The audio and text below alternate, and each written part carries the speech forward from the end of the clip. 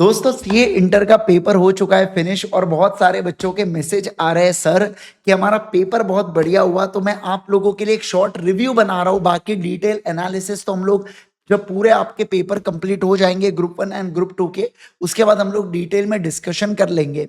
लेकिन एक short review ये कहता है कि पेपर जो था वो कंपैरेटिवली काफी सिंपल था। मतलब मॉडरेट पेपर मैं बोल सकता हूँ, एग्जैक्ट बहुत ही ज्यादा सिंपल नहीं, लेकिन हाँ एमसीक्यू बड़े सिंपल थे। कुछ कुछ एमसीक्यूज के लिए तो आपको केस स्टडी पढ़ने की भी जरूरत नहीं पड़ रही थी, सीधा आप डायरेक्टली अगर आंसर रीड करते या आंसर सॉल्व करते तो आपका आसानी से हो जाता। ठीक है ना। तो एमसीक्यूज के लिए यही थे कि एमसीक्यूज बड़े आसान थे।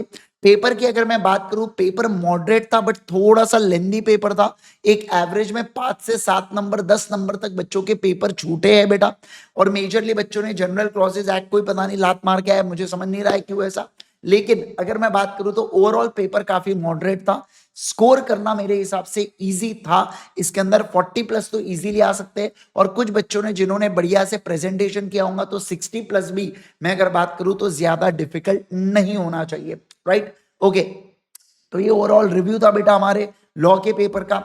आपका पेपर कैसा हुआ है जरूर से चैट के अंदर बताना। इसके अलावा अब मेरे हिसाब से एक बार अब अपना पेपर तो हो चुका है लॉ का, अब कुछ कर तो नहीं सकते अपन। तो अपना जो फुल फोकस है वो अपने को देना है किसके ऊपर, अगले पेपर के ऊपर, यानी कि टैक्स के पेपर के ऊपर अपना फुल फोकस होना चाहिए। राइट, चलिए ओके। बाकी पूरा डिटेल डिस्कशन होगा हमारा जब हमारे पूरे पेपर कंप्लीट हो जाएंगे, तो मिलेंगे उस सेशन के अंदर। बाकी तब तक के लिए ऑल द बेस्ट गाइस, बढ़िया से बाकी पेपर दीजिए, अच्छे से पेपर बाकी सारे के सारे दीजिएगा।